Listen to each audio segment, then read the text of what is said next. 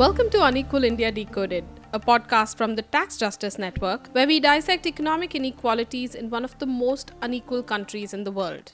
I'm Raksha Kumar, and I have spent 15 years reporting on social and economic justice issues from different parts of India. Over the past 6 months, Unequal India Decoded looked at inequalities in India through various lenses.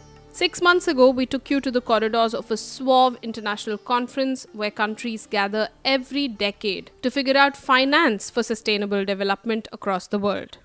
This year, the Finance for Development conference was held in Sevilla, in south of Spain. I think one of the things that is perhaps good about Sevilla and FFD4 is that it's happening at all. We've also ruminated the value of BRICS Plus as an international forum and invited you to join in. So the BRICS, if you think of it as not a grouping so much as a platform from where you can get different kinds of cooperation, really, because the old multilateral system is not delivering. We dissected India's goods and services tax, which was supposed to be a great equalizer. But was it? More GST is being levied, which is paid by every common citizen who are very poor. Everybody is paying that GST. Whereas what is needed is the opposite. The direct tax should be increased and that should be progressive. And we busted some myths on India's glorious economic story, which turned out to be some fanciful fiction. The average GDP in UK has grown by $8,000 just in the last 3 years. And in India, it has grown by just $600. What we are seeing is that even though India has overtaken the United Kingdom on aggregate terms, at an average level, the income growth in the UK is 4 times the actual income in India. This is our last episode, and we want to talk to you about an annual report by the Tax Justice Network named simply as the State of Tax Justice. The report's aim is simple: to find out how much of our money was lost to big corporations of wealthy individuals who avoided paying tax. I can give you the headlines from this year's report. About 1/3 of every dollar lost was thanks to a US multinational. No surprise there. And the governments are enablers in this evasion. Again, no surprises there either. I spoke to Alison Schultz, who is a research fellow at the Tax Justice Network, to understand the observations the report made on India. But first, I asked Alison how they compile these figures. A lot of the figures used actually comes from the Rich Countries Club, that's the OECD, the Organization for Economic Cooperation and Development. We do use the OECD aggregate country-by-country reporting data because it's basically for us the best data to estimate global losses, because we do have multinationals from a big list of different countries. Having said that, the data is still very bad because it's aggregate. This means that, for instance, if we look at multinationals that are headquartered in the US, we cannot see where is Google, where does Google have the operations, where do they pay taxes, where not. We can only see the aggregate for all US multinationals. And that's quite unfortunate because first, the figures we get from it are very rough, so we cannot really create detailed figures. Second, we can just calculate how much we are losing, but we cannot know which companies are responsible for that. And that's actually a big problem with these data. And that's also the reason we would need to have these data on a company level. So we would need to know for each big company, where do they have their employees? Where do they have their assets? Where do they claim to be making profits? And where do they pay taxes, in order to really know how much the losses are, and also to see whom we should hold responsible for it. So actually, the figures are already there, but then they are presented to the public in a bad version. What she means is those multinational companies know perfectly well all of the information broken down in each country where they do business. But under OECD rules, multinationals only need to report their activities confidentially to the tax authority in the jurisdiction where they're operating. Those tax authorities can exchange that information with other tax authorities, but it's still private. But we know when this information is reported publicly, it discourages tax abuse. It's good for investors, good for economies, and good for public accountability.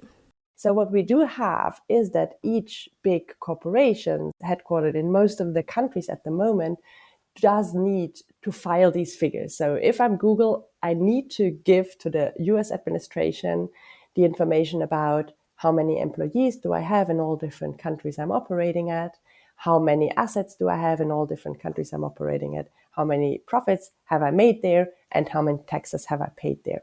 However, this detailed data on a company level is only transferred to the administration, but this is not public. So what we are demanding, and what would be a very good solution to that, is having these figures public. This would just mean that all the big multinationals who are filing these reports already would need to make them public.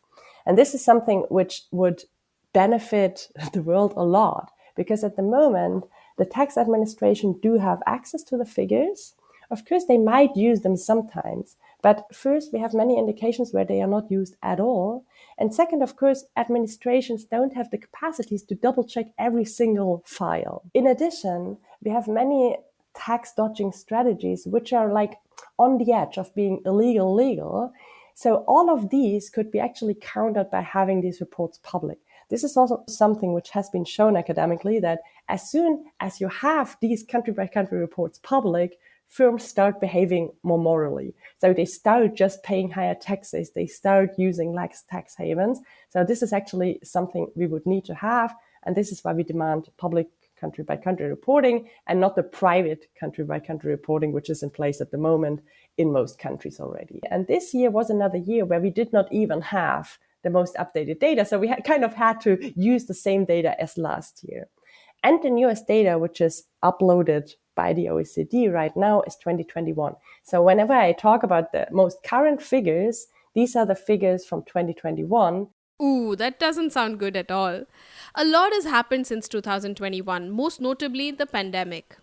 It's interesting that in the EU, multinationals must now report their activities publicly, but it's all still quite new.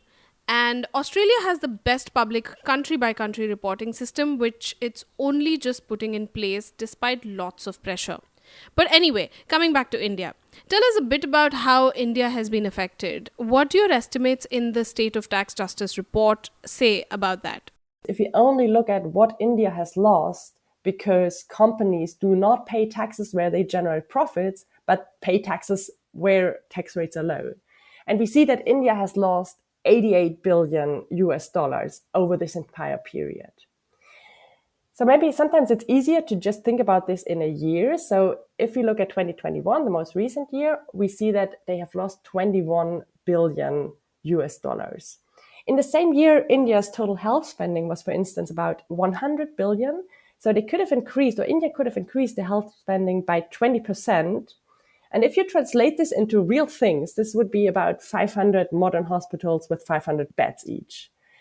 And if you do this for the 6 years again, you could have created more than 2,000 such hospitals if you just would not have allowed multinationals to evade taxes like they do. Or if you look at housing programs, for instance, if you look at the urban housing program, alone with what was lost in 2021, you could have built nearly 2 million affordable homes. And over the 6-year periods, you could have built close to 8 million homes. So it's just like a huge, huge chunk of money which is missing elsewhere because the multinationals have not paid their taxes as they should have done according to what they do in India. So we make these estimates based on what we see, how much employment these multinationals have in India, how much assets they have in India, and we assume that India should be allowed to tax the profits in accordance to the share of economic activity, the share of employees, the share of assets, and so on.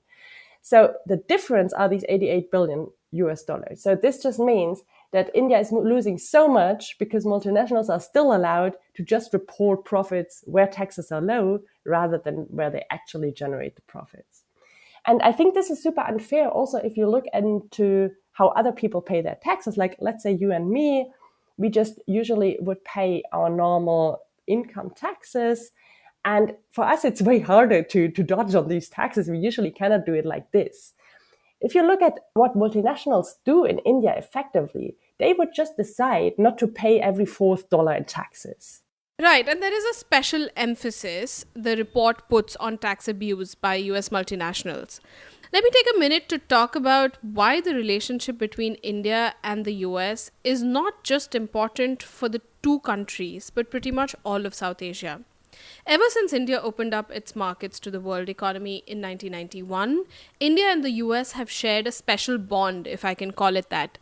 The relationship has its ebbs and flows, but two things have ensured that India and the US hold on to each other. One, Indians and Indian Americans are a significant proportion of the US tech industry. Sundar Pichai, Satya Nadella, Shantanu Narayan are in leadership positions in Alphabet, Microsoft, Adobe, respectively. Second reason why the US and India are kindred spirits of sorts is because of their mutual distrust of China.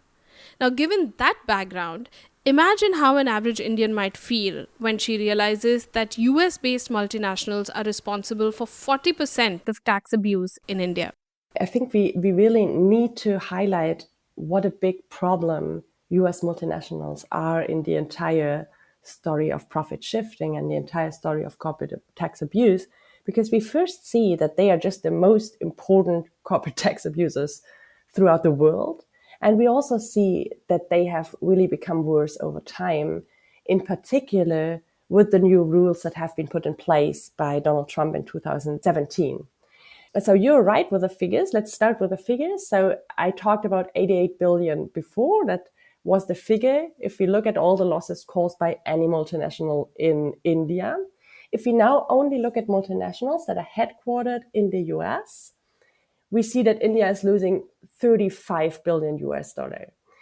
So what we see in general is that US multinationals are responsible for 29% of global losses. If you look to India, it's way worse. India is very heavily affected by US multinationals, and about 40% of all the losses by multinational tax abuse in India are caused by US multinationals.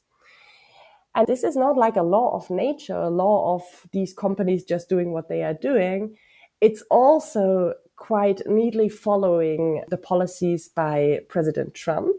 So in 2017, he enacted the Tax Cuts and Jobs Act, which actually told companies, you can just continue all the dodging, but don't use other tax havens, but use the US. Of course, this was not the official narrative. The official narrative was that corporate tax abuse would be made impossible, that they would need to pay their fair share as well.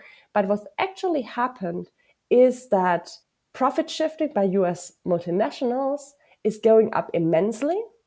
But while in previous years, the US has suffered most from it itself, now all the harm has been shifted to other countries. And India is amongst the largest of them. If you look at the numbers there, it's quite crazy, because only in the period between 2016 and 2021, the profits shifted out of other countries by US multinationals, it rose by more than ninefold in these 6 years. And I think the other reason why it's very relevant to look at US multinationals is, of course, that if we want to condemn, if we want to stop corporate profit shifting, we always need global cooperation. And Donald Trump, of course, is not known for being cooperative and has not been so, neither in the OECD, where global tax rules have been decided for many, many years, nor in the UN, which is the new forum for deciding on global tax rules.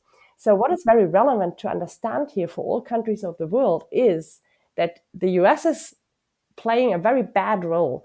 Trump is trying to make the US a tax haven, substituting previous corporate tax havens. And we have something to put against this as a global community, but we really have to coordinate, and we really have to make sure that we put in rules which do not allow multinationals to just behave at the expense of society. So, you say there are two main solutions to this problem. Your first solution is to have a UN tax convention and make the UN the main forum for countries to agree upon global tax rules. This takes the control away from that rich club of countries, which is the OECD. It's more democratic because every country is at the table. And what is the second solution? So I've been talking about these two approaches to global taxation of multinationals, where the one is the pay where you say approach, where multinationals are just allowed to say that all the profits were made in a tax haven, which we currently have. And if you go to a pay where you play approach, where you just look at a multinational, you look at where the employees of these multinationals, you look at where the assets of those multinationals, you look at where the sales of this multinational, and then you decide based on the fraction of this economic activity how much profits were made in a certain country, and then the country is allowed to tax this share of profit. The country can then decide it can do whatever it wants with these taxable profits, but it can tax these profits. This pay where you play approach is called unitary taxation with formulary apportionment, because we use a formula, including employment, including sales, including assets, to determine the taxing rights of each country. If we would have such a system in place, profit shifting as we see it now would immediately be zero, because you cannot do it anymore as a multinational. You would have a consolidated account for Google, for instance. You would see all the profits, and then these profits would be distributed to all the countries. The countries would tax them, done. It's a super simple approach, and this would immediately bring down profit shifting to zero. The Tax Justice Network's report looks at numbers from 2016 to 2021, which is super important in the context of India. That is because in 2019, the Indian government gave the largest tax break to corporations in the history of independent India. The government said, please keep your money. We can't get that money back, but can we legislate for the future to protect what is rightfully the public's money? If we would just change from the system where currently multinationals are giving the country by country reports to their tax administrations to a system where these country by country reports are seen by the public, this would actually allow 1 out of 4 tax abuse dollars to be brought back. This is an estimate we do in the recent report based on the academic literature on public country by country reporting. So we kind of take the estimates which have been provided in settings where country by country reporting became public. And we estimate that for India, for instance, out of these 88 billion US dollars that were lost over the 6 years, 24 billions could have been recovered by just having these country by country reports public instead of having them private, because this would actually allow journalists, allow the public, allow civil society to see the numbers, and this has been shown to preempt tax abuse. Thank you so much, Alison, for all your important work. And now to our regular segment, the story of the rupee, where we talk about colonialism and its connection to wealth inequalities even today. I always wanted to explore how our current economic hierarchies have their roots in colonial times, because economics back then was based on extraction, where the colonies provided natural resources and the markets for finished goods. And the Tax Justice Network provides just the platform for it. In our previous episodes about colonialism's impact on creating these inequalities, we have spoken about the creation of the tax structure in India that India still follows, creation of monopolies in the subcontinent, agricultural credit, and which communities made and accumulated wealth better than others. Let's give you a hint, those that were closer to the British. For our last episode, we spoke to Professor Purendra Prasad at the University of Hyderabad. He worked on tracing the history of wealth inequalities in what is now Telangana, with the city of Hyderabad at the center of it. In many ways, this is the history of peninsular India. The historical trajectory indicates that big wealth creation in Hyderabad city region first took place in 16th and 17th centuries. Starting with Qutub Shahi region, Golconda became one of the leading markets in the world for diamonds, pearls, steel, arms, and printed fabric. Oh, the famous Kohinoor diamond. The legend goes that Kohinoor was housed in the Golconda.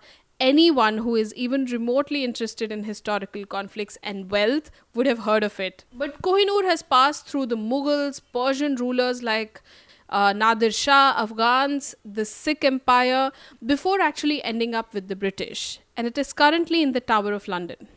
Anyway, just let's come back to Hyderabad. Hyderabad state had its own currency, mint, railways, and postal system. So this is how the Nizam rulers actually amassed a lot of wealth as a result of this diamond trade. And actually, Nizam political system also invited a lot of big money lenders from Bombay, particularly, who became actually very, very strategically important for the growth of Hyderabad city region.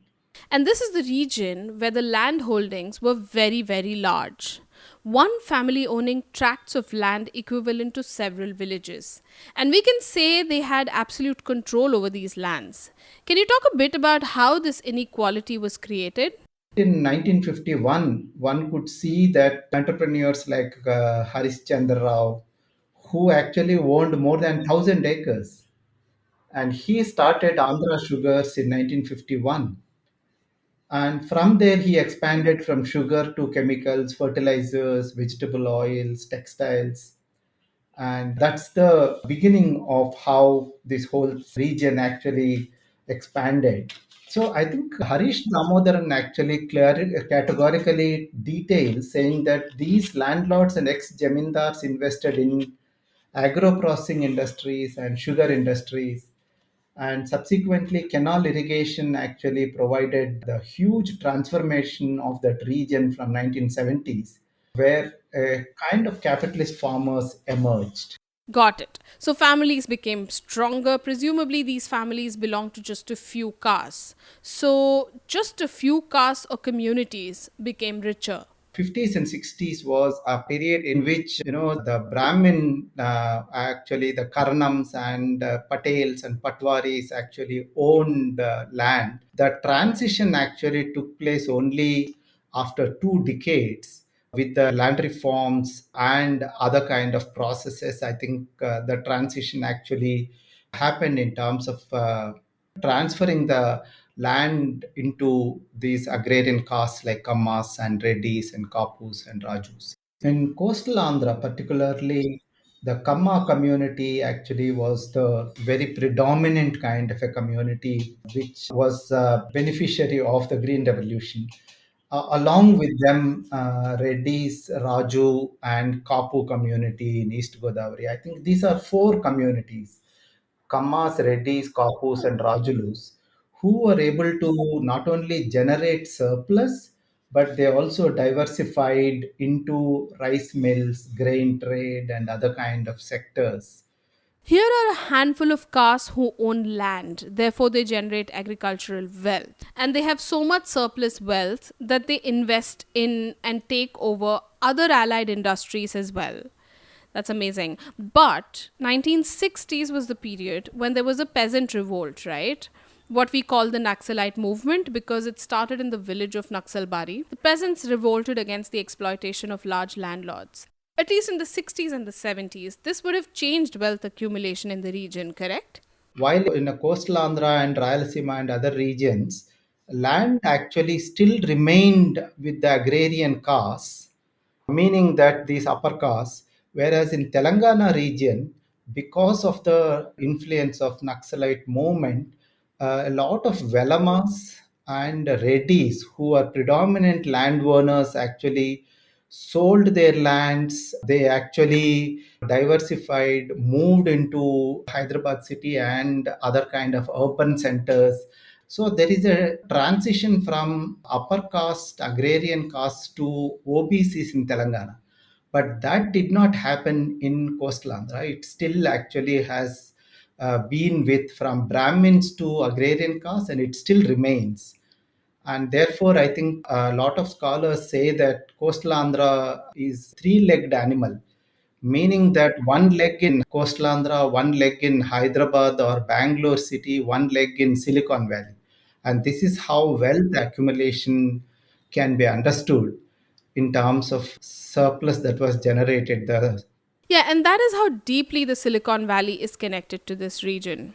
In the early 2000s, there was a running joke about how every family from Andhra had a son employed by a tech company in the US. Children who were educated, who moved into software, they all actually moved into Silicon Valley and North America, but the land they did not actually sell. So even today, there is a huge land owned by the same caste communities. And that's why you have tenancy actually, 78% of the people are tenants in coastal Andhra. So the same communities that owned land got educational opportunities and still continue to enjoy generational wealth. Let's talk about one other industry that is very, very crucial in this region, that of pharmaceuticals. India is the largest supplier of generic medicines in the world. Large parts of the US and Africa would be completely devoid of critical medicines if not for those produced in India, and specifically in this region. So, is it fair to say that pharmaceuticals is one major wealth generator in the area? Upper caste communities actually were able to generate a lot because of the three crops that they were able to produce. Particularly, the rice production actually increased multifold, and that is the time a lot of these communities actually slowly moved into other urban centers like Rajamandri, Vijayawada, Kakinada, and then subsequently into Hyderabad, Bangalore, and other cities. So the investment from agriculture actually moved into engineering colleges first, then hospitals and health sector, and subsequently I think it moved into pharma industry. Provincial property classes actually emerged. The transfer from agrarian to that of health and education and mining and other sectors slowly started, and that contributed to expansion of Hyderabad city.